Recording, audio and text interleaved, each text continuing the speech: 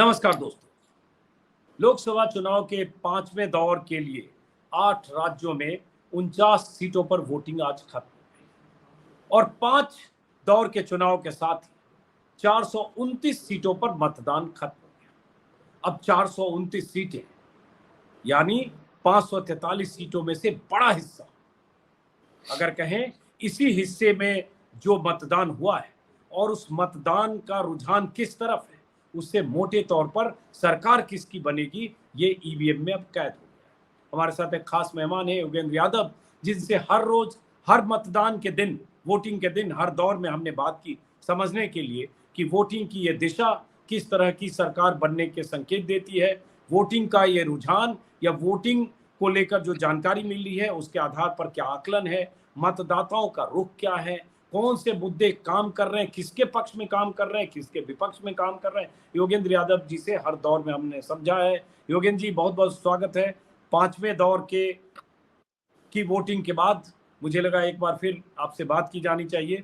आज जो वोटिंग हुई है उसमें यूपी की 14 सीटें और राज्य हैं, लेकिन अगर हम बैकग्राउंड आपको बता दें कि पिछली बार 49 सीटों में से 32 सीटें बीजेपी को मिली थी। अगर 2019 की बात करें, Congress 1, Shiv Sena 1, TMC 4, JDU 1, LJP 1, BJD 2 पिछली बार 2019 में, यानी 49 में 32 सीटें बीजेपी और इसमें 14 सीटें यूपी की है, जिसमें मेरे ख्याल से शायद 13 सीटें पिछली बार बीजेपी जीती थी।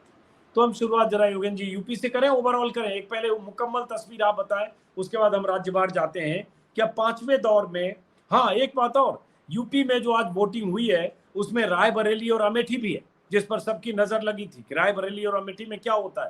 रायबरेली में राहुल गांधी आए, अमेठी की सीट से पिछली बार हारे थे, वायनाड से सांसद हैं वो, अमेठी से छोड़कर रायबरेली गए, लेकिन अमेठी में किशोरी लाल शर्मा, गांधी परिवार से उनका रिश्ता, तो अमेठी में स्मृति ईरानी के मुकाबले किशोरी लाल शर्मा, उन सीटों पर भी सबकी नजर है जो अमेठी और रायबरेली सीट है। लेकिन ओवरऑल अगर आज की तस्वीर आप देखते हैं, क्या देखते हैं योगेंद्र जी? शुक्रिया अजीत भाई। वैसे एक साथ खड़े होके बोर्ड पे करने का जो मजा है वो इस डिस्टेंट वाले में थोड़ा नहीं है। आप कहाँ, मैं कहाँ, बिल्कुल। अगली बार कोशिश करते हैं। हालांकि अगली बार आपने कहा मेरे गांव आएंगे, कोशिश करते हैं कि साथ खड़े होके करें। बिल्कुल। आज का देखिए, मैं अमेठी में हूँ, क्योंकि अमेठी और रायबरेली में आज वोटिंग थी, इसलिए मेरी दिलचस्पी थी कि मैं यहाँ वोटिंग पैटर्न देखूं, इसलिए मैं अमेठी में था। अगली बार कोशिश करेंगे जी। तो देखिए, ये राउंड सबसे छोटा राउंड है, केवल 49 सीटें।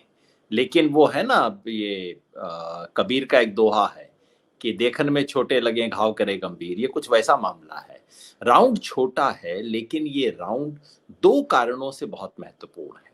एक तो जो आपने बताया, कई वीआईपी सीट हैं इसमें, अमेठी और रायबरेली ही नहीं, एक तरह से फैजाबाद वीआईपी सीट इस देश की इस लिहाज से है कि अयोध्या है भाई, वहाँ लखनऊ है, ये कैसरगंज एक दूसरे मायने में बड़ी वीआईपी सीट है, भूषण सिंह का बेटा यहाँ चुनाव लड़ रहा है। याद रखिए, आज पूरे मुंबई में वोटिंग हुई है, इस देश की आर्थिक कैपिटल में वोटिंग हुई है। तो कई मायनों, एक तो इस मायने में है, दूसरा जो मेरे लिए ज्यादा इंपॉर्टेंट है वो ये है कि इन 49 सीट में बीजेपी को लगभग 1/4 सीट का झटका लग सकता है, जो अभी तक किसी राउंड में नहीं लगा है। अब तक आपको ध्यान हो, मैंने कहा था पहले राउंड में अंदाजन 10 सीट का नुकसान एनडीए को, दूसरे राउंड में फिर अंदाजन 10 सीट का नुकसान, तीसरे राउंड में मैंने कहा था तो 20 सीट का नुकसान हो रहा है, और चौथे राउंड को ड्रॉ बताया था कि कुछ नुकसान होगा, फायदा होगा, बराबर कुल मिला के हो जाएगा। लेकिन ये एक राउंड है जिसमें 49 में से लगभग 15 सीट का तो नुकसान होता मुझे साफ दिखाई दे रहा है एनडीए को। पिछली बार इस 49 में से एनडीए के पास 41 थी, 32 सीधी बीजेपी को, 7 शिवसेना के पास और 2 इनके बिहार के गठजोड़ के अलाइस के पास, तो एलजेपी और जेडीयू के पास एक 49 में से 41 सीट पे एनडीए बैठा हुआ है। तो as they say you can only lose after that. और वो खास तौर पे इन 2 बड़े राज्यों में, उत्तर प्रदेश और महाराष्ट्र, इन दोनों में बीजेपी ने पिछली बार, एनडीए ने झाड़ू लगाई थी इस इलाके में। उत्तर प्रदेश में 14 में से रायबरेली को छोड़ के सारी सीटें बीजेपी के पास आई थी, और महाराष्ट्र में 13 में से 13 बीजेपी और शिवसेना के पास थी। और यहाँ दोनों में सिग्निफिकेंट झटका लग रहा है। बाकी राज्यों में बहुत छोटा नुकसान होगा, बिहार में, झारखंड में, बंगाल में शायद एक एक सीट का नुकसान, उससे ज्यादा मैं नहीं देख पा रहा हूँ।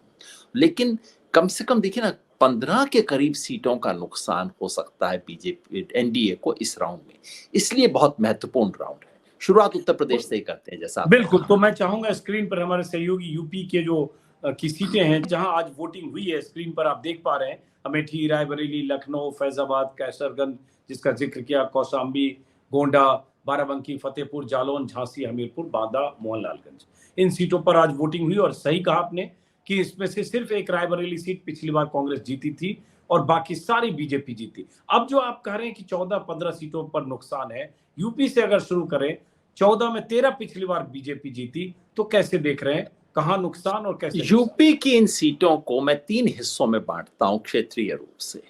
एक तो है अपना अवध, जिसमें अमेठी है, रायबरेली है, लखनऊ है, फैजाबाद है, और फिर आगे उधर दूसरी तरफ आइए बाराबांकी और ये मोहनलालगंज, इन सब को भी। तो ये 6 सीटें सीधी जा रही हैं इस वक्त अवध में। दूसरा हिस्सा है बुंदेलखंड का। बुंदेलखंड की 4 सीटों में इस बार हो रहा है, जालौन, झांसी, हमीरपुर और बांदा, 4 सीटों पे हो रहा है। तीसरा छोटा सा टुकड़ा है जिसमें आपके 2 सीट जा रही हैं पूर्वांचल की, वो हैं कौशाम्बी, कैसरगंज और गोंडा, ये पूर्वांचल की हैं। और एक सीट जो कि इससे सटी हुई है अपने बुंदेलखंड से, हमीरपुर, जिसे दोआब कहा जाता है, उस इलाके की, हमीरपुर ने माफ कीजिएगा, उससे सटी हुई सीट जो फतेहपुर है, वहां पे भी चुनाव हो रहा है। अब इन 3 क्षेत्रों की बात करें, मुझे लगता है बुंदेलखंड में 4 सीटें बीजेपी के पास थी, तो उन पर सबकी थी। यहाँ ऑपोजिशन के लिए सेंध मारना काफी कठिन होगा, क्योंकि यहाँ बीजेपी के पास बहुत बड़ा मार्जिन रहा है। सपा बुंदेलखंड में बहुत बड़ी ताकत रही नहीं है, कांग्रेस का पराभव हो चुका है।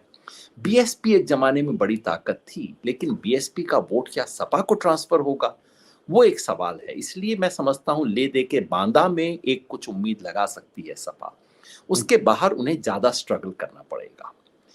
दूसरा जो पूर्वांचल की सीटें हैं, ये 3 सीटें जो देखिए हमने पहले, गोंडा और कौशाम्बी और कैसरगंज, यहाँ पे कौशाम्बी में सपा के पास थोड़ा सा बेहतर अवसर है। मैं कहते वक्त इसको भी ध्यान में रख रहा हूँ कि विधानसभा चुनाव में क्या स्थिति थी, तो कौशाम्बी में थोड़ा सा अवसर है।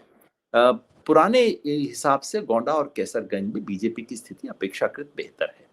उधर फतेहपुर में भी सपा के पास अवसर है, लेकिन सबसे बड़ा अवसर विपक्ष के पास अगर है तो अवध में है। 2 कारण है। अवध की तमाम सीटों पर मार्जिन 2019 जीती तो सब थी रायबरेली के छोड़ के, लेकिन मार्जिन बहुत कम था इन सब सीटों पे।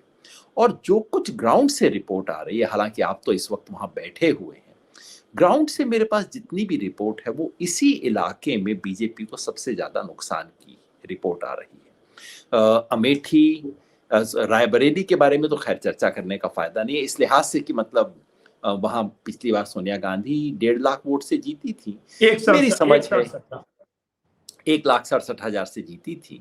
मेरी समझ है कि इस बार 2 लाख से ऊपर मार्जिन जाएगा। इससे जैसे अंग्रेजी में केक वॉक बोला जाता है ना, कुछ वैसी स्थिति है रायबरेली में। तो बाकी एक्साइटमेंट रहता ही है, वीआईपी सीट है, बातें तो होंगी, सब कुछ चर्चा होगी, क्योंकि वहां गांधी परिवार का अपना आधार है। विधानसभा चुनाव में कांग्रेस को वोट नहीं मिलता, लेकिन लोकसभा में बिल्कुल कन्वर्ट हो जाता है। तो और वहाँ बहुत बड़ी चीजें भी हुई हैं, वहाँ रेल कोच फैक्ट्री आई है, एम्स बना है, तो लोगों के मन में गांधी परिवार के प्रति विशेष लगाव है। अमेठी में आप बेहतर जानते हैं, आप खुद इस वक्त अमेठी में हैं। मेरी जो समझ बनी थी अमेठी को देख के वो ये थी कि स्मृति ईरानी संकट में है। तब तक राहुल गांधी आएंगे नहीं आएंगे इसकी चर्चा नहीं थी। स्मृति ईरानी संकट में है, उनके व्यवहार ने न सिर्फ जनता को परेशान किया है बल्कि बीजेपी के लीडर्स को परेशान किया है वहां। तो वहां उस पर काफी खींचतान है। और अमेठी अगर स्मृति ईरानी हार जाए तो मुझे हैरानी नहीं होगी। मैं ये नहीं कह रहा कि हारेंगी ही, लेकिन अगर हार गई तो हैरानी नहीं होगी। और वो भी देखिए हारेंगी तो एक कांग्रेस के बिल्कुल जो बाहर से गुमनाम नेता नजर आते हैं, वैसे गुमनाम है नहीं के.एल. शर्मा, काफी स्थापित व्यक्ति हैं और गांधी परिवार के लिए इन दोनों लेकिन वो चेहरा नहीं है और नेशनल टीवी पे चेहरा नहीं, वो मैनेजमेंट वाले लोग हैं, बूथ मैनेजमेंट और जो एक पर्दे के पीछे के मैनेजमेंट वाले लोग। तो अगर स्मृति ईरानी हारती हैं, जिसकी काफी अच्छी संभावना है, तो भद्द बहुत होगी भाई। केंद्रीय मंत्री इस तरह के और इतना सब कुछ करके चैलेंज करना, ये वो, तो कांग्रेस वाले कहेंगे अरे राहुल को चैलेंज कर रही थी आप, तो के एल शर्मा को नहीं संभाल पाई। ये स्थिति हो जाएगी। लखनऊ बीजेपी की स्ट्रांग सीट हमेशा ही रही है और ऐसे शहरी इलाके में बीजेपी के पास एक मजबूती है। फैजाबाद जो कि अयोध्या इसका हिस्सा है, फैजाबाद सीट का हिस्सा है। आज चूंकि अयोध्या में, देखिए बाकी सब राम मंदिर, श्रद्धा और वो सब तो एक अलग बात है, लेकिन चूंकि इस सब के चलते, राम मंदिर के निर्माण के चलते अयोध्या शहर में काफी कुछ जिसको विकास कहा जाता है वो कुछ हुआ है।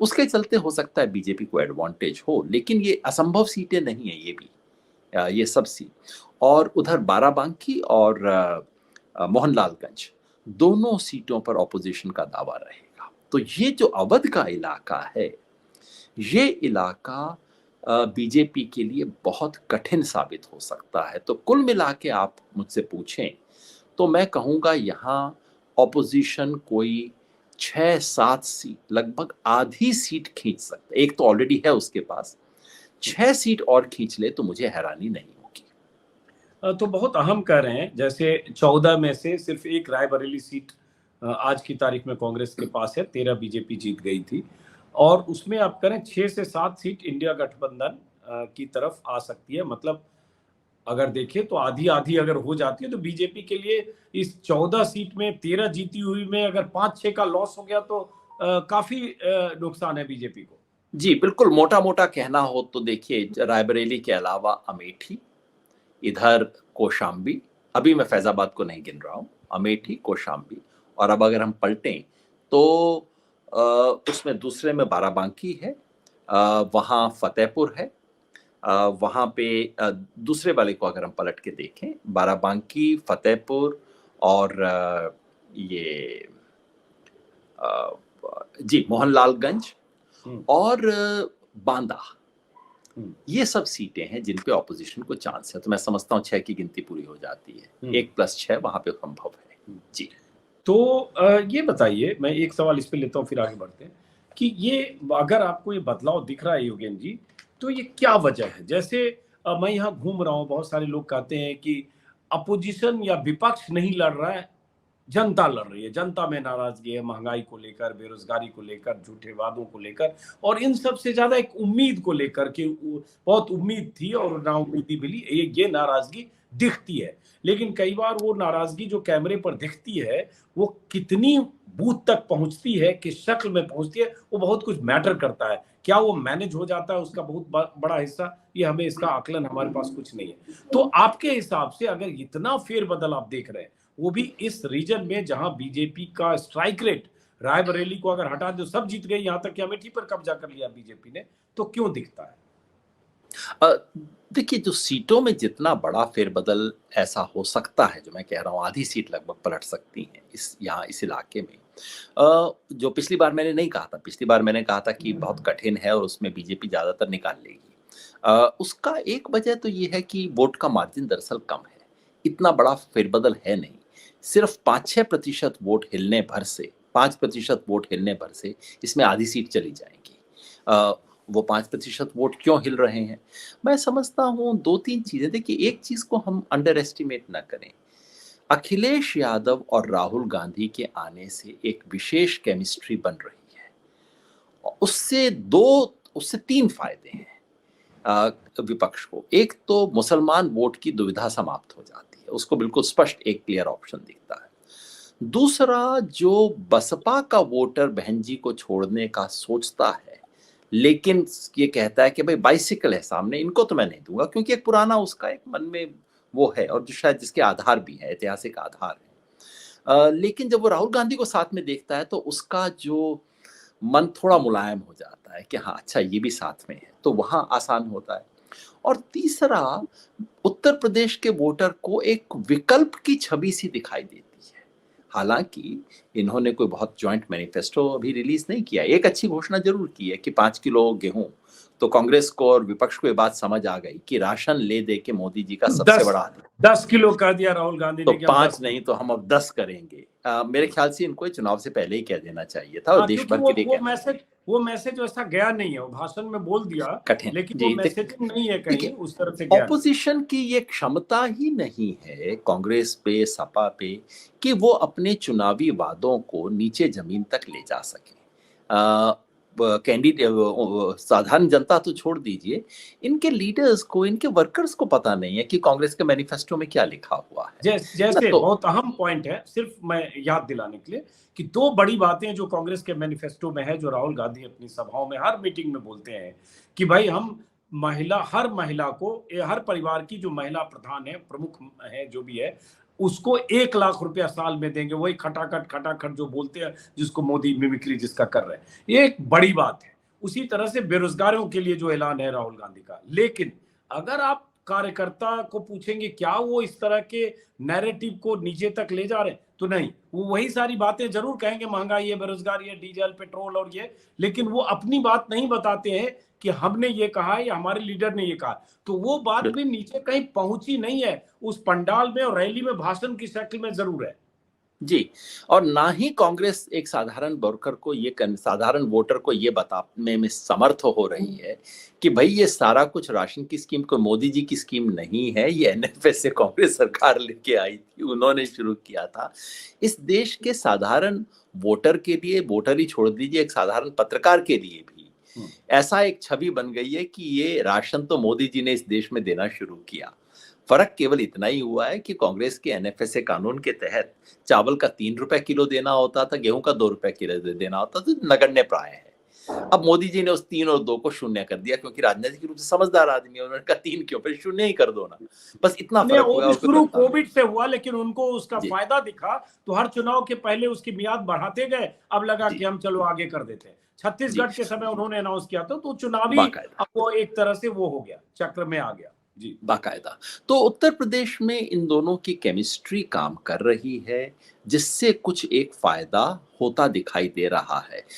कल जो हमने रिपोर्ट सुनी, वो हेलीकॉप्टर उतरने में दिक्कत और फिर सभा में भीड़, वो केवल अराजकता की तस्वीरें नहीं है। वैसे हिंदुस्तान की सार्वजनिक जीवन में अराजकता भी खूब रहती है, और सपा की मीटिंग में तो बहुत ज्यादा रहती है, मैंने देखा है कई बार, बहुत ही मतलब अराजकता भी रहती है, लेकिन कहीं ना कहीं उसमें एक स्पॉन्टेनियस अपसर्ज भी है, जो एक महत्वपूर्ण चुनावी इशारा हो सकता है उत्तर प्रदेश में। नहीं, तो इतनी भीड़ फूलपुर में थी, इतनी भीड़ राहुल गांधी या अखिलेश की सभा में, ज्यादा झंडे वहां अखिलेश यादव के थे, क्योंकि ऐसे विधानसभा में ये सब गढ़ है, कामयाबी समाजवादी पार्टी को ज्यादा मिली। बल्कि 3 दिन पहले जो रायबरेली में सभा हुई अखिलेश और राहुल की, उस सभा में भी जबरदस्त भीड़ थी। तो वो भीड़, सही आपने कहा, वो एक कॉम्बिनेशन दिखता है, उसमें एक एनर्जी दिखती है और लगता है वोट ट्रांसफर हो रहा। तो ये सब भी फैक्टर हो सकता है, अगर जिस दिशा में आप बोल रहे हैं, अगर नतीजे वैसे होते हैं तो अब चले महाराष्ट्र को देखते हैं। महाराष्ट्र में जहां वहां महाराष्ट्र का सबसे बड़ा राउंड है, अंतिम राउंड है, महाराष्ट्र पूरा हो गया है इसके साथ। महाराष्ट्र की सीटों को भी आप मोटे तौर पे 3 हिस्सों में बांट सकते हैं। एक तो मुंबई की सीट है, मुंबई और साथ में थाने को आप उसमें जोड़ी लीजिए, थाने, कल्याण, ये सब एक तरह से मुंबई का हिस्सा है। दूसरी यहाँ नॉर्थ की सीटें हैं। देखिए मुंबई की तो सीधे आप देख रहे हैं, मुंबई उत्तर, धुले, डिंडोरी, नासिक, कल्याण, पालघर, भिवंडी वगैरह है। तो एक तो ये मुंबई की सीधी आ गई, इसके अंदर आप कल्याण भी जोड़ दीजिए और इसके अंदर आप थाने भी जोड़ दीजिए। पालघर भी सटी हुई सीट है लगभग, लेकिन वो उसका एक डेमोग्राफिक कॉम्पोजिशन बहुत अलग है, तो पालघर, धुले, इन सबको एक अलग रखूंगा मैं। और उधर नासिक, नासिक जो है वो बिल्कुल एक अलग इलाका है, वेस्टर्न महाराष्ट्र वाला। देखिए कुल मिला के इस चुनाव में सबसे बड़ा सवाल ये है कि असली शिवसेना कौन है इस राउंड में। इस राउंड में ही तय होना है कि असली शिवसेना कौन है। जैसा हम देख सकते हैं इन सारी सीटों में कांग्रेस, बीजेपी और शिवसेना के पास मिला के 13 सीटें थी, क्योंकि शहर भी है, बीएमसी भी है और पूरा स्थानीय राजनीति भी है। सही जी जी। और यहाँ शिवसेना डोमिनेट थी, शिवसेना के हो गए 2 टुकड़े। तो अब ये तय होगा, और ये थाने हैं अपने ये जो शिवसेना के शिंदे जी का अपना घर है। तो इस राउंड में तय होगा कि असली शिवसेना कौन सी है। अब देखिए बड़े मजेदार चीज हो रही है, जो मुंबई से खबर आ रही है। देखिए दो तीन चीज हैं इस वक्त जो कि इंडिया गठबंधन के पक्ष में जा रही है महाराष्ट्र में। पहला तो ये कि ये ठाकरे की जो छवि है, उद्धव ठाकरे की छवि काफी पॉजिटिव छवि है, और ये छवि केवल नेता के रूप में नहीं, जब उन्होंने कोविड के दौरान महाराष्ट्र के मुख्यमंत्री की स्टिंट की, ये कुछ वैसा ही है मामला जैसा तेजस्वी के साथ बिहार में है। उनकी छोटी सी स्टिंट की जनता में पॉजिटिव इमेज बहुत ज्यादा है। कोविड के मैनेजमेंट में उनका काम बहुत सराहा गया है। दूसरा, उद्धव ठाकरे एक बहुत ही संतुलित किस्म के राजनेता के रूप में आ रहे हैं। वैसे लफाज नहीं है, बहुत शानदार शब्दों का प्रयोग नहीं करते, लेकिन जैसे उन्होंने एक शब्द निकाल लिया है कि साहब हमारी जो आग है वो जलाने के लिए नहीं, रोशनी देने के वाली आग है। एक अच्छा मुहावरा है। शिवसेना के पास से अपने आप को मुक्त करने का भी एक अच्छा मुहावरा है ये। वो कर रहे हैं। एक विशेष बात मुंबई के और उसके नजदीक के इलाकों में हुई है। महाराष्ट्र में एक जमाने में राजनीति हुआ करती थी मराठी माणूस वर्सेस गुजराती। फिर बीजेपी आई तो ये सब दब गया, ये सब बिल्कुल एक अब हिंदू वाला मुहावरा आ गया। इस बार पहली बार बहुत समय के बाद अब मराठी माणूस वर्सेस गुजराती का मामला उठाया गया है शिवसेना की तरफ से, ये कहते हुए कि हमारे उद्योगों को आप ले लेके, हमारी अपॉर्चुनिटीज प्रोजेक्ट्स को आप, हर प्रोजेक्ट को गुजरात लेके जा रहे हैं, जो पूरे देश में हो रहा है, लेकिन मुंबई में इसका मुद्दा बन रहा है। दूसरा, और एक अनूठी चीज राजनीति की देखिए, मराठी और मुसलमान का कॉम्बिनेशन बन रहा है, जो आज से 10 साल पहले यदि आपको और मुझे कोई कहता कि ये होने वाला है तो आप और मैं हंस देते, कहते यार मतलब इतनी हवाई बातें मत किया करो, ये चीजें क्योंकि नहीं, सेना की लेकिन हो रहा राजनीति है। थी, ठाकरे की राजनीति थी, और ये इससे ज्यादा हिंदुत्ववादी राजनीति थी जो बीजेपी की थी। बिल्कुल, वो तो मतलब बीजेपी से 4 कदम आगे ही हुआ करते थे ना। बीजेपी को समझते थे कि ये तो बहुत ही मतलब मुलायम और कमजोर किस्म की राजनीति करते हैं। तो अब देखिए, उन्हीं बाल ठाकरे का बेटा उसी पार्टी, उसी बाल ठाकरे की विरासत पर अपने आप को सच्चा साबित करने के लिए मुसलमान को जोड़ रहा है।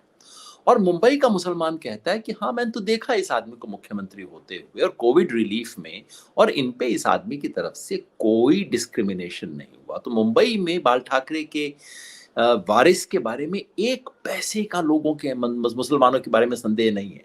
तो ये एक नया कोalition बन रहा है मुंबई में, और मुझे लगता है कि इससे आज की तारीख में जो खबर है ब्रॉडली, कि मुंबई की 6 सीटों में से 6 जो सीधे मुंबई वाली सीट है, उनमें से 3 पे तो बिल्कुल सीधे विपक्ष आगे चल रहा है।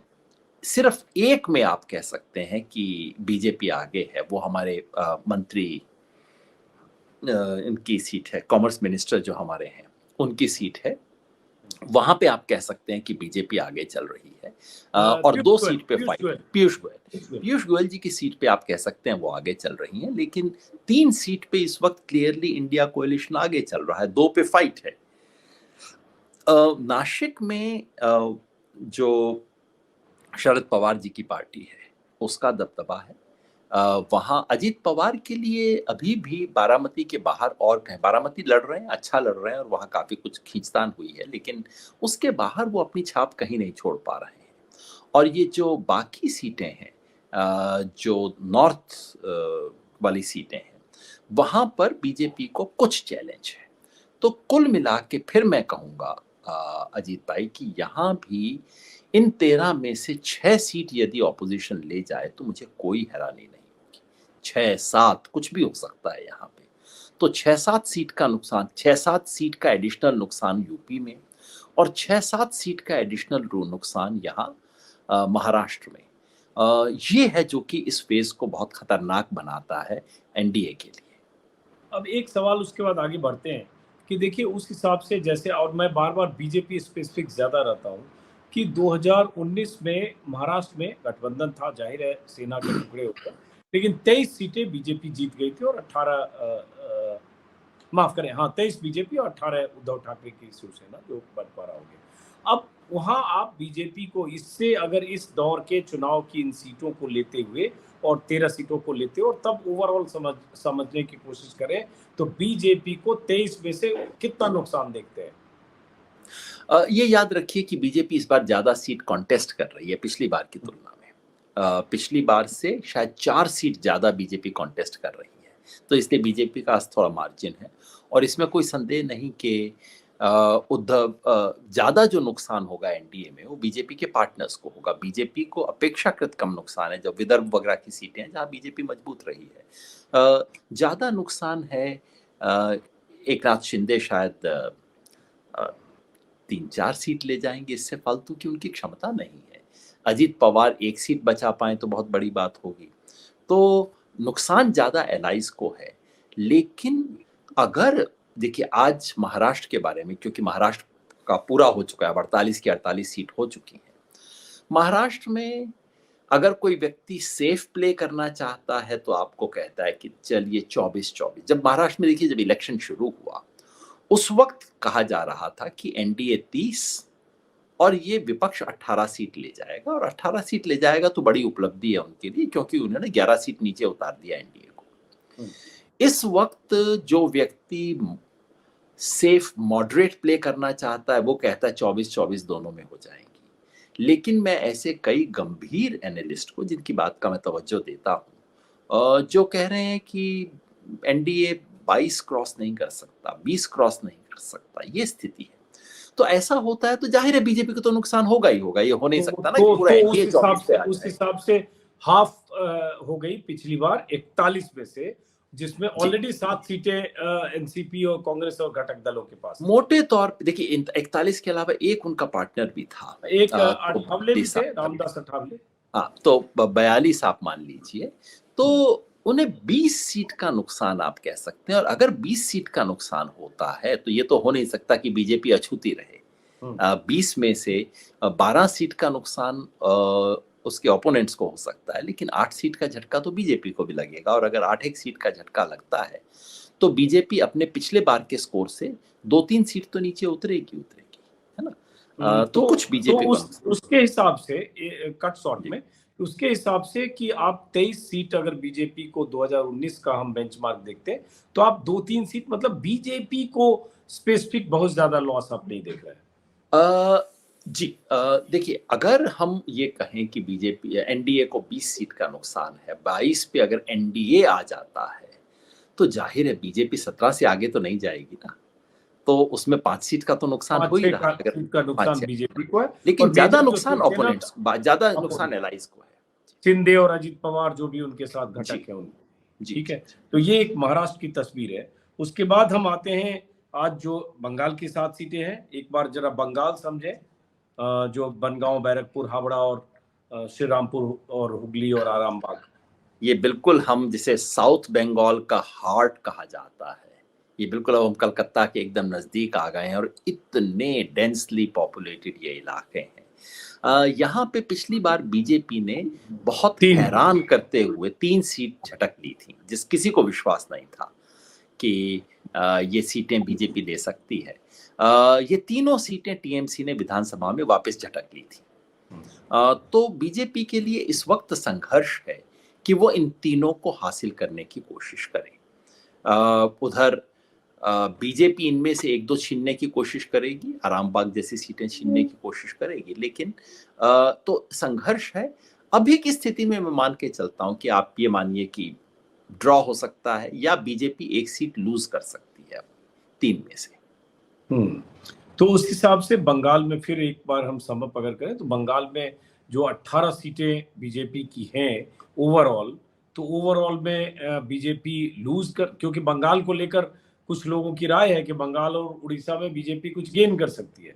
प्रशांत किशोर उड़ीसा में गेन कर सकती है। बंगाल में अभी भी ये क्लियर एविडेंस कहीं से नहीं आ रहा कि बीजेपी गेन कैसे करेगी। दावे तो हैं लेकिन जमीन पे गेन करने की कोई रिपोर्ट नहीं आ रही। उड़ीसा से रिपोर्ट आ रही है गेन करने की, उस पर हम अभी आएंगे।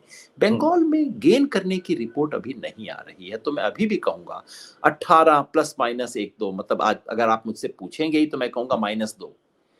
लेकिन बहुत बड़ा बदलाव बंगाल में नहीं है। खींचतान खूब है, संघर्ष खूब है, टर्नआउट बहुत ऊंचा है, महिलाओं का टर्नआउट पुरुषों से ज्यादा है, जिसको लेके ममता बनर्जी उत्साहित हैं। मगर वहां बहुत बड़ा उलटफेर कम से कम बीजेपी के पक्ष में होते नहीं दिखाई दे रहा। अब आते हैं उड़ीसा पर सर। 5 सीटें जहां उड़ीसा में आज वोटिंग हुई है, जिसमें पिछली बार बीजेपी ने एक सुंदरगढ़ सीट जीती थी। तो उड़ीसा में क्या देखते हैं, चूंकि आपने अभी ये कर दिया, एक नहीं ज्यादा जीती थी। एक बार आप देखिए दोबारा, एक मिनट, दोबारा देखिए उड़ीसा, ये हम पश्चिम उड़ीसा में आ गए हैं। हाँ सॉरी, गलती हुई, 2014 का डेटा देखा मैंने। हाँ ठीक है, जी। सुंदरगढ़, बाड़गढ़ और बोलंगीर 3 सीटें जीती थी शायद। ये हम पश्चिमी उड़ीसा के इलाके में आ गए हैं। उड़ीसा का जो कि संबलपुर के नजदीक का इलाका है। बरगढ़ है, सुंदरगढ़ है, बोलांगीर, कंधमाल, अस्का, ये सब पश्चिमी उत्तर प्रदेश में, पश्चिमी उड़ीसा, जो कि उड़ीसा का बहुत बैकवर्ड इलाका है। और बीजेपी ने अपनी राजनीति की शुरुआत ही पश्चिम उड़ीसा से की है। तो बीजेपी का ये अपेक्षाकृत गढ़ है। देखिए 5 में से 3 सीट इस वक्त बीजेपी के पास हैं। और यहाँ उड़ीसा से कुल मिला के खबर ये आ रही है कि बीजेपी शायद गेन कर रही है उड़ीसा में। मगर ये फेज जहां बहुत गेन करना संभव नहीं होगा। 3 सीट तो ऑलरेडी उनके पास है, मैक्सिमम 1 सीट गेन कर सकते हैं, उससे फालतू का वहां चांस नहीं है। अभी भी कांग्रेस कोई बड़ी प्लेयर नहीं बन पा रही है। कोशिश कांग्रेस ने काफी की। जब एक बार लग रहा था कि बीजेपी और बीजेडी का अलायंस ही हो जाएगा, तो कांग्रेस ने तब उम्मीद बांधी थी, लेकिन वैसा होता दिखाई नहीं दे रहा। और शायद इसमें बीजेपी को 1 सीट का फायदा हो सकता है इन 5 में। अच्छा, ये बताइए, जैसे ये उड़ीसा में अगर बीजेपी को फायदा होता दिख रहा है और बाकी जगह सब जगह नुकसान का आकलन है, उसकी वजह क्या है? एक बात देखिए अजीत भाई, क्या हो रहा है कि ये चुनाव राज्यवार चुनाव हो गया है। 2014 और 2019 में देश का एक बहुत बड़ा इलाका था जहां राज्य की बाउंड्री मैटर ही नहीं करती थी। पूरे देश में 2014 में उत्साह का एक अतिरेक था, आशा का अतिरेक था, और 2019 में युद्धोन्माद था, जिसमें राज्य बाउंड्री और ये सब खत्म हो गई थी। अब जब वो उफान नीचे उतर गया है, तो दोबारा आपको राज्य की बाउंड्री, राज्य स्टेट पॉलिटिक्स का अपना मिजाज, अपना वो सब चीज दिखाई दे रही है। और मोटे तौर पे अगर आपको एक जनरलाइज करना ही है, तो मैं ये कहूँगा, देश में 2019 में बीजेपी ने जहां जहां शानदार सफलता प्राप्त की थी, वहां से बीजेपी डाउन हो रही है। और जहां बीजेपी अच्छी सफलता प्राप्त नहीं कर पाई थी, हार गई थी, दौड़ से बाहर थी, उन सब जगह बीजेपी का वोट बढ़ रहा है। लेकिन फर्क ये है कि जहां वोट गिर रहा है, वहां सीट का नुकसान हो रहा है। जहां वोट बढ़ रहा है, उन अधिकांश राज्यों में बीजेपी अभी स्थिति में नहीं पहुंची है कि वो वोटों को सीट में कन्वर्ट कर पाए।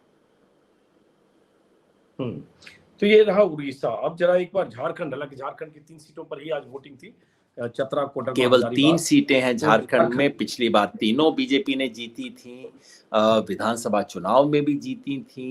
ये वो सीटें हैं जो कि बिहार को छूती है। और 2014 में भी जीती थी, तो लगातार ले दे के कोडरमा एक सीट है जिसपे ऑपोजिशन की एक उम्मीद हो सकती है। यहाँ माले के उम्मीदवार खड़े हुए हैं, और विधानसभा चुनाव में मार्जिन थोड़ा सा कम था। लेकिन इस राउंड में बहुत ज्यादा उम्मीद ऑपोजिशन को नहीं होगी। ये आदिवासी इलाका नहीं है मध्य झारखंड का। ये वो इलाका है जो कि बिहार से जुड़ता है, दक्षिण बिहार से जुड़ने वाला इलाका है। यहाँ बहुत ज्यादा उम्मीद ऑपोजिशन नहीं कर सकता। अब जरा हम वापस शुरू के स्लाइड पर अपने सहयोगी को बोलेंगे। अब हम एक बार ओवरऑल समझने की कोशिश करें योगेंद्र जी। और चलते चलते बता दें कि वहां श्रीनगर में कश्मीर की एक सीट पे वोटिंग हुई है, जहां एनसी को अच्छी जगह है। बारामूला में है। और लद्दाख में जहां बहुत ही विचित्र स्थिति हो गई है कि दोनों पार्टियों ने लेह के उम्मीदवार खड़े कर दिए, बीजेपी ने भी और इधर इंडिया कोएलिशन ने भी। और वहां कारगिल के जो वोटर हैं, उन्होंने कहा कि ये क्या मतलब है, दोनों उम्मीदवार वहां से खड़े कर दिए, तो उन्होंने अपना इंडिपेंडेंट खड़ा कर दिया। और अभी की खबर ये है कि वो इंडिपेंडेंट जीत रहा है वहां से। और बीजेपी ने अपने सिटिंग का टिकट काट दिया, जो संसद में बहुत चैंपियन होकर उन्होंने भाषण दिया था, जो बीजेपी के जी शेरिंग नामक ग्याल, ऐसा कुछ नाम था शायद। हाँ, वो उन्होंने एक सच्चाई कबूल कर ली थी। उनका अपराध ये था कि उन्होंने इस सच्चाई को कबूल कर लिया कि चीन की सेना काफी ऐसे इलाकों में घुस आई है जो कि 10 साल पहले तक भारत के इलाके हुआ करते थे। ये सच है, ये वहां का गडरिया भी जानता है और अमेरिका की सैटेलाइट भी जानती है। इस बात को उन्होंने स्वीकार कर लिया। सोनम वांगचुक लगातार कह रहे हैं, उन्होंने उसको इंडोर्स किया। जी जी जी, बिल्कुल। तो अब उसका नतीजा ये हो सकता है, अनफॉर्चुनेटली वहाँ की पॉलिटिक्स बुद्धिस्ट वर्सेस मुस्लिम्स वाली पॉलिटिक्स हो गई है। और इस बार लगता है कि कारगिल इलाका, क्योंकि कारगिल का एक कैंडिडेट है और लेह के 2 कैंडिडेट हैं, तो कारगिल का एक कैंडिडेट आगे निकल सकता है, ऐसी संभावना लग रही है। इंडिपेंडेंट प्रत्याशी हैं हाजी हनीफा, जिनके बारे में कहा जा रहा है उन्हीं कि की मैं बात कर रहा हूँ। जी जी हाँ, जी मजबूत स्थिति में वहां जी दिख रही है। अब वापस हम लौटते हैं ओवरऑल पर, कि जैसे हमने चौथे दौर पर बात की थी, आज पांचवें दौर पर बात कर रहे हैं। चौथे दौर में जब आपसे बात कर रहे थे योगेंद्र जी, आपने कहा था 233 सीटें आप देखते हैं बीजेपी को, और एनडीए को आप बहुमत से नीचे देखते हैं, नीचे होने की गुंजाइश देखते हैं। आज जब पांचवें दौर की वोटिंग हो गई, और अगर देखें तो अब बहुत मैं कम सीटें समझता हूँ बच गई, हमारे 2000। साथी हमें याद दिला रहे हैं कि हम बिहार को भूल गए। जरूर आपकी टीम में कोई बिहारी होगा जो याद दिला रहा है, कैसे बिहार को भूल गए अरे नहीं नहीं, बिहार कैसे भूल गए, आप। Sorry sorry sorry sorry. Bihar की बिहार 5 की सीटें, हाँ। 5 सीटें बल्कि हैं। इसमें इसमें रोहिणी आचार्य की भी सीट है, लालू यादव की बेटी की भी सीट है, जहां से सा, राजीव प्रताप रूडी चुनाव लड़ रहे, मधुबनी सारण मुजफ्फरपुर। सीट है जी। सही बात। ये सॉरी, माफी उत्तर चाहूंगा। बिहार, गंगा के उस पार की सीटें हैं। हम्म, बीजेपी मजबूत रही है। हाजीपुर में अभी भी रामविलास पासवान की जो लेगेसी है, उनका बेटा चुनाव लड़ रहा है, और हाजीपुर के लोग रामविलास पासवान के कंट्रीब्यूशन को जल्दी से भूलते नहीं हैं। उन्होंने चेहरा बदल दिया, जैसा मुझे, मैं घूम रहा था, लोगों ने मुझे बताया। बाकी इस पूरे इलाके में बीजेपी की स्थिति अपेक्षाकृत मजबूत है, और यहाँ विपक्ष मैक्सिमम कोई एक सीट अगर छीन पाता है, सारण हो सकती है, हालांकि सारण आसान नहीं होगा, काफी कठिन कॉन्टेस्ट है सारण में भी। तो अगर विपक्ष कोई एक सीट छीन पाए यहाँ, तो उसके लिए उपलब्धि होगी। वो एक सीट कौन हो सकता है बताना मुश्किल है इसी दौर में। अब आपसे हाजीपुर पूछिए, चिराग अब बिहार के पासवान। आप हुए कि मैं? लेकिन मैं गया नहीं हूं अभी, बहुत मुश्किल है जी जी का जी पाना। जी। लेकिन हाँ, सही कह रहे हैं कि बहुत क्लोज कॉन्टेस्ट है, बहुत टफ फाइट है, देखना पड़ेगा। और उसमें कई सीटें ऐसी हैं जहां से लगातार एनडीए की जीत होती रही है, तो वो जी हाँ, मजबूत जी बेल्ट वाली भी हाँ। सीटें हैं। तो देखते हैं। अब हम वापस ओवरऑल वहीं पर आते हैं, चूंकि मैं अमेठी में हूँ, दिन भर की बहुत सारी गहमा गहमी में कुछ मैं एक दो स्टेट भूल भी गया था, माफी चाहूंगा दर्शकों से उसके लिए। ओवरऑल जो पिछली बार हमने बात की थी योगेंद्र जी, वहीं आते हैं जहां आपने 233 सीटें बीजेपी के लिए कहा था, और आपने कहा था बहुमत से नीचे जाती हुई दिख रही है, जाता हुआ दिख रहा है एनडीए गठबंधन। आज जब पांचवें दौर की वोटिंग के बाद, और जब 429 सीटों पर वोटिंग हो गई, अब अगर देखें तो 115-16 जो भी होगा, 543 माइनस करें, उतनी सीटें बच गई। तो उस हिसाब से आज आप कहां देखते हैं? एक रिवीजन है, माइनर है, बहुत मेजर नहीं है। रिवीजन ये है कि आंध्र प्रदेश और तेलंगाना की वोटिंग के बाद, और जितनी सूचना वहां से मिली है, वो सब देखने के बाद मुझे लगता है कि वहां बीजेपी को थोड़ा फायदा हुआ है और एनडीए को काफी फायदा हुआ है, क्योंकि खबर ये है कि एनडीए ने काफी अच्छा परफॉर्म वहां किया है। तो अ, अपने एस्टिमेट को थोड़ा सा मैं रिवाइज करूंगा। जहां मैंने पिछली बार कहा था कि मुझे एनडीए भी मेजॉरिटी से 5 सीट नीचे दिख रहा है, वहां आज की तारीख में मैं कहूंगा कि शायद 5 सीट ऊपर। हालांकि ये सिर्फ कहने की बातें हैं, क्योंकि इतना प्रिसीजन दरअसल है नहीं किसी के पास। एग्जिट पोल वालों के पास नहीं होता, मेरे पास कैसे होगा इतना प्रिसीजन, लेकिन इंडिकेटिवली उसको मैं ज्यादा मानता हूं। और बीजेपी को आज की तारीख में 240 के करीब आप कहेंगे, मगर जो बेसिक तस्वीर है, देखिए बाकी आंकड़े और वो सब स्पेसिफिक्स हैं, और इतना स्पेसिफिक है नहीं। मोटी बात मैंने क्या कही है? मोटी बात जो मैं लगातार कह रहा हूं, बीजेपी 272 के आंकड़े से काफी नीचे चल रही है। ये सबसे बड़ी खबर है। और ये भी संभव है कि एनडीए भी मेजॉरिटी से नीचे उतर सकता है, मगर वो एक संभावना की रेंज में, उसके बारे में आप डेफिनेटली नहीं कह सकते। और आज का जो दौर हुआ है, वो इन दोनों संभावनाओं को पुष्ट करता है, क्योंकि आज के दौर में बीजेपी को, जैसे मैंने कहा, बीजेपी और उसके एलाइज दोनों को ही नुकसान है। मतलब गेन तो सिर्फ एक नाम के लिए उड़ीसा में एक सीट का है और तो कहीं गेन है नहीं ना। तो आज का दौर इस मोटे निष्कर्ष को पुष्ट करता है, जिस निष्कर्ष पे मैं काफी समय से अब टिका हूँ। पहले दौर के दूसरे दौर तक आते आते इस निष्कर्ष पे हम पहुंचे थे और मैं वहीं पे टिका हुआ हूँ कि बीजेपी 272 से काफी नीचे, अब कोई 250 कह सकता है, कोई 240 कह सकता है, ये सब आंकड़े हैं। और एनडीए मिला के हो सकता है मेजॉरिटी मार्क से थोड़ा सा ऊपर हो, थोड़ा सा नीचे हो, लेकिन एनडीए 300 से नीचे है। ये दो बड़ी बातें हैं, बीजेपी 272 से नीचे और एनडीए 300 से नीचे। ये निष्कर्ष 400 पार के आंकड़े की कोई गुंजाइश नहीं है। वही देखिए, महत्वपूर्ण बात इसमें समझिए अजीत भाई, आप 400 पार की डुगडुगी पूरे देश में बजाते हैं। अब देश में जिसको ये भी नहीं पता होगा कि राजस्थान का मुख्यमंत्री कौन है, और बहुत लोगों को राजस्थान में नहीं पता कि राजस्थान का मुख्यमंत्री कौन है, 400 पार उसने भी सुना हुआ है। अब 400 पार की आप डुगडुगी बजाएं, और जनता तो 400 पार एनडीए को भी नहीं समझती, जनता तो सोचती है कि बीजेपी 400 पार, और प्रचार भी इन्होंने ऐसा ही किया। 400 पार की डुगडुगी बजाएं और 300 से नीचे आ जाएं तो क्या स्थिति रहेगी? टेक्निकली आप कहेंगे कि हमारे पास जीतने लायक है, लेकिन पॉलिटिकल फेस सेविंग तो बिल्कुल नहीं बचता ना। मेरी जो समझ है वो ये है कि बीजेपी, अब मैं केवल एनडीए की बात नहीं कर रहा, मैं केवल बीजेपी की कर रहा हूं। बीजेपी अगर 300 से नीचे आती है, जो मेरे हिसाब से आएगी ही आएगी, तो वहां मोदी जी का लॉस ऑफ फेस शुरू हो जाता है। इतनी डुगडुगी बजाने के बाद आप 300 से नीचे आ गए, लोगों ने 400 सुना है, तो लॉस ऑफ फेस शुरू हो जाएगा। 272 से नीचे आते हैं तो पॉलिटिकल लॉस होता है, चुनाव हार गए, ये खबर बनती है। और 250 से नीचे अगर बीजेपी आती है, जो मुझे लगता है आज की तारीख में संभव है, तो मोदी जी के नेतृत्व पर सवालिया निशान लगना शुरू होता है। ऐसी मेरी मोटी राजनीतिक समझ है, हालांकि इन चीजों की समझ आपको बेहतर होगी मुझसे। नहीं, इसलिए मुझे ये नहीं है। आप चूंकि बहुत सालों से डेटा और वोटिंग परसेंटेज ये सब करते रहे, आप घोषित तौर पर आपने छोड़ दिया, लेकिन मुझे लगता है बहुत बारीकी से आप विश्लेषण करते रहे, इसीलिए तो मैं सवाल पूछ रहा हूँ और आप जवाब दे रहे हैं। नहीं मतलब मैं तो पॉलिटिकल पूछ रहा हूँ कि अगर मान लीजिए 250 सीट आ जाती हैं, तो नहीं, क्या वो सही, बीजेपी में लोग वो सवाल सही, नहीं पूछेंगे? वो सही, बिल्कुल पूछेंगे, वो सही। भाई आपका इकबाल, हमने पिछली बार भी कहा था, इकबाल खत्म होगा, क्योंकि आप जो देखिए 56 इंच के सीने के साथ जो आप कह रहे हैं, डुगडुगी बजा रहे हैं, तो ये होगा कि भाई आप स्विंग करके 250 पे अगर आ गए, 72 से नीचे आ गए, बहुत बड़ा सवाल होगा। और दूसरी चीज, जब गठबंधन की सरकार होती है, तो ये जो अहंकार होता है, गुरूर होता है कि आपके सामने सजदे करेगा सब, वो भी खत्म होता है। फिर चिराग पासवान की 2-3 सीट या जितने भी जीते हैं, कोई राजभर, कोई हम के मांझी, कोई उपेंद्र पासवान, कोई नायडू, सबके गठबंधन से अगर सरकार बनती है, तो स्थितियां वो नहीं रहती है जो आज की तारीख में है 2019 के बाद या 2014। और एक दो एलआई तो ऐसे हैं जो नाम मात्र के एलआई हैं, माने जैसे नायडू हैं, आज बीजेपी के साथ हैं, कल अलग हो सकते हैं, कोई मतलब नाम का अलायंस है वो तो केवल।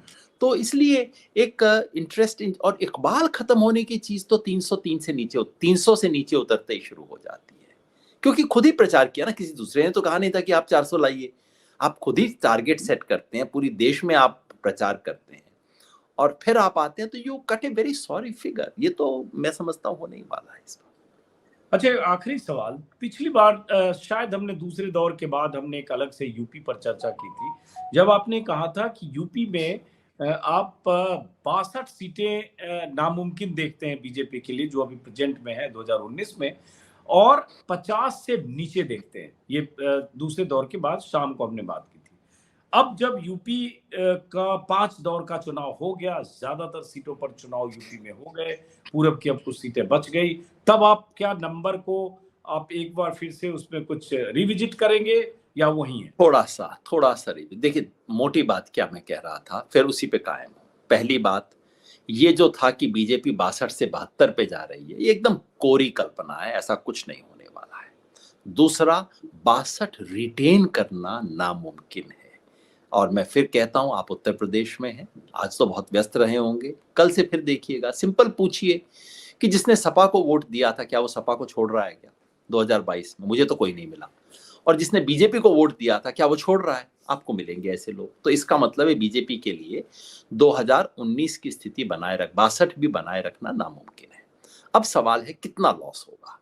कभी मुझे लगता है 10, कभी लगता है 15, लेकिन ऐसा कोई मेरे पास थर्मोमीटर है नहीं ना कि आप कहें कि 10 कहा नहीं 15 कहा। कम से कम 10 सीट का लॉस तो मुझे दिखाई देता है बीजेपी और एलाइज को। मतलब अभी बीजेपी और एलाइज 64 है, 62 प्लस 2 अपना दल, तो 10 से 15 का लॉस मोटे तौर पर, तो 10 से 15 के बीच में कुछ लॉस है जी। 50 के आसपास का फिगर या 50, 54 कुछ भी हो सकता है, पर हाँ, रफली 2-3-4 ज्यादा हो या कुछ भी। चलिए जी। योगेन जी, बहुत बहुत शुक्रिया, अच्छा लगा। और देखते हैं चुनाव के फाइनल नतीजे तो 4 जून को आएंगे, लेकिन एक आकलन, एक कयास और एक राजनीतिक तौर पर गुना भाग करते हुए जो आपने समझा, जो समझ पाए, वो अपने दर्शकों से शेयर किया। अब अगले दौर का चुनाव है, मैं उसके बाद आजमगढ़ और कुछ खास इलाके जहां मेरी दिलचस्पी है, जिसमें प्रतापगढ़ भी है, जिसमें जौनपुर भी है, जिसमें घोसी भी है, जिसमें कैसरगंज भी है, उन इलाकों में लगातार मैं घूमूंगा। अरे आपने तो वायदा किया है कि आप अगले दौर में मेरे गांव आएंगे। मैं भूल ना कोशिश जाना। करूंगा, मैं कोशिश करूंगा कि अगले दौर में, चूंकि आपके इधर भी चुनाव है, कोशिश करूंगा जी। कि छठे दौर की वोटिंग के वक्त आपके इधर रहूं। चलिए, जी। बहुत बहुत शुक्रिया योगेन जी, नमस्कार, शुभ रात्रि।